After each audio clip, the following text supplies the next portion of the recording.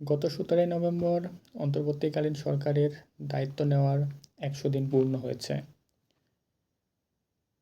এবং এই ১০০ দিনে অন্তর্বর্তীকালীন সরকারের বিভিন্ন সফলতা ও ব্যর্থতা নিয়ে বিভিন্ন মহলে বিভিন্ন আলোচনা হচ্ছে এবং অনেকে আসলে অন্তর্বর্তীকালীন সরকারের কাছে জনগণের যেই চাওয়া পাওয়া ছিল সেই চাওয়া পাওয়া এবং প্রাপ্তির মধ্যে আসলে মেলানোর চেষ্টা করছেন যে অন্তর্বর্তীকালীন সরকার জনগণের আশা আকাঙ্ক্ষার কতটা বাস্তবায়ন করতে পারল। তো সেই বিষয়গুলো নিয়ে আমি কিছুটা ব্যাখ্যা দেওয়ার চেষ্টা করব যে অন্তর্বর্তীকালীন সরকার আসলে কোন কোন সেক্টরে কতটা সফল হলো বা আসলে তারা কতটা জনগণের আশা আকাঙ্ক্ষা পূরণ করতে পারল। গত ৫ই আগস্ট একটি অভ্যুত্থানের মাধ্যমে শেখ হাসিনার নেতৃত্বাধীন আওয়ামী লীগ সরকারের পতন ঘটে এবং জনগণের সর্বস্তরের জনগণের সমর্থনে ডক্টর ইউনূসের নেতৃত্বে অন্তর্বর্তীকালীন সরকার বাংলাদেশের দায়িত্বভার গ্রহণ করে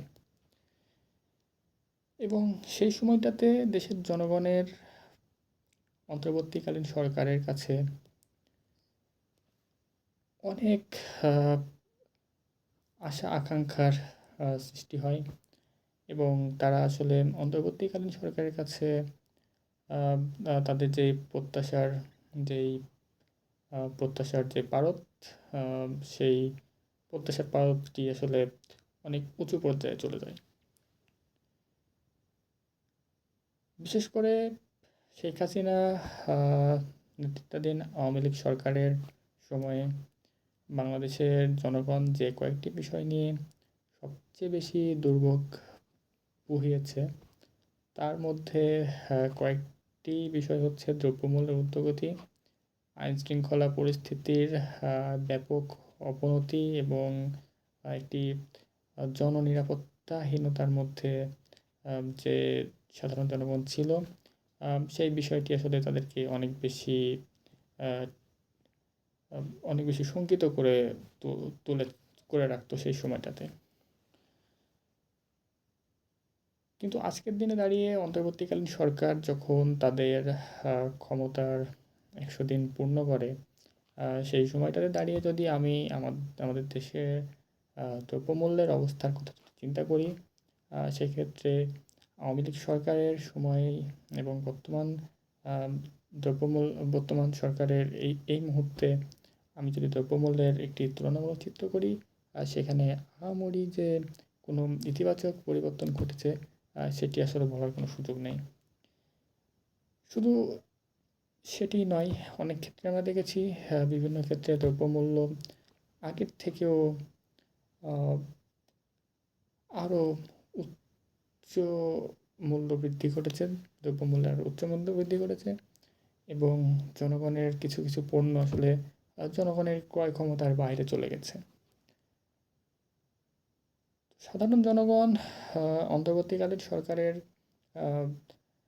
সফলতা হিসাবে যদি কোনো একটি পরিমাপক চিহ্নিত করে তাহলে স্বাভাবিকভাবে সেখানে এই যে দ্রব্যমূল্যের যে ঊর্ধ্বগতির যে বিষয়টি সেটি অবশ্যই একটি পরিমাপক হিসাবে কাজ করবে সাধারণ জনগণের কাছে। সাধারণ জনগণ হয়তো বা অর্থনীতির সেই কঠিন পরিভাষা বুঝবে না। তারা অবশ্যই তারা যে বিষয়টি বুঝতে পারবে সেটি হচ্ছে তাদের কী পরিমাণ অর্থ ব্যয় করতে হচ্ছে, যৌক্তিক অর্থ ব্যয় করতে হচ্ছে তাদের জীবন অতিবাহিত করার জন্য।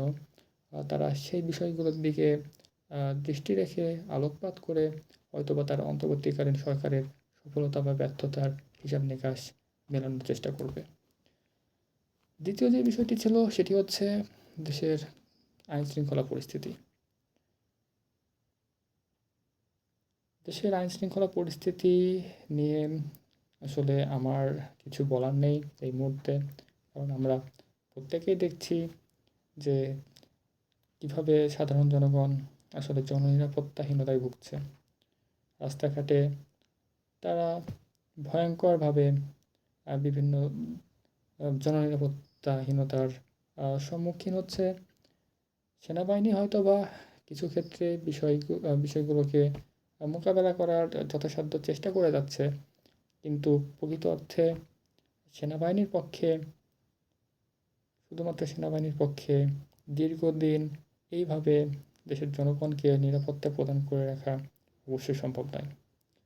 অন্তর্বর্তীকালীন সরকারের কাছে আমরা সেই রকম কোনো ইতিবাচক উদ্যোগ লক্ষ্য করছি না, যে উদ্যোগের মাধ্যমে তারা আইনশৃঙ্খলা রক্ষাকারী বাহিনীকে শক্তিশালী করবে বা তাদেরকে পূর্ণ শক্তি দিয়ে আসলে জনগণের কল্যাণে মোতায়েন করার চেষ্টা করবে।